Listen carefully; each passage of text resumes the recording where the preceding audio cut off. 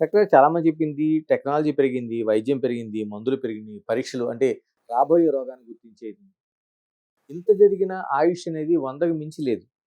దీనికి ఇంత అవసరమని ఒక చాలా వరకు అది చాదస్తం కావచ్చు, లేకపోతే మూర్ఖత్వం కావచ్చు. అలాంటి ప్రశ్నలకి ఏం చెప్పదలుచుకుంటది సైన్స్? మనం సైన్స్ అనేది ఇప్పుడు మనం మన దేశం గురించి మాట్లాడుకుంటే, మనకి ఇండిపెండెన్స్ వచ్చినప్పటికి, ఇప్పటికి దాదాపు యావరేజ్ లాంజివిటీ 20 ఏళ్ళు పెరిగింది.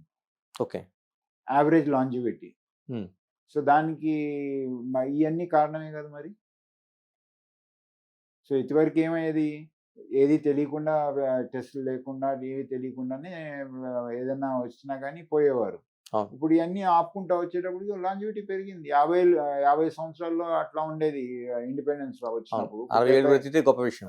ఇప్పుడు 70, 80 అనేది చాలా కామన్ థింగ్. సో, ఇప్పుడు ఈ అన్నిటి మూలనే కదా లాంజివిటీ పెరిగింది.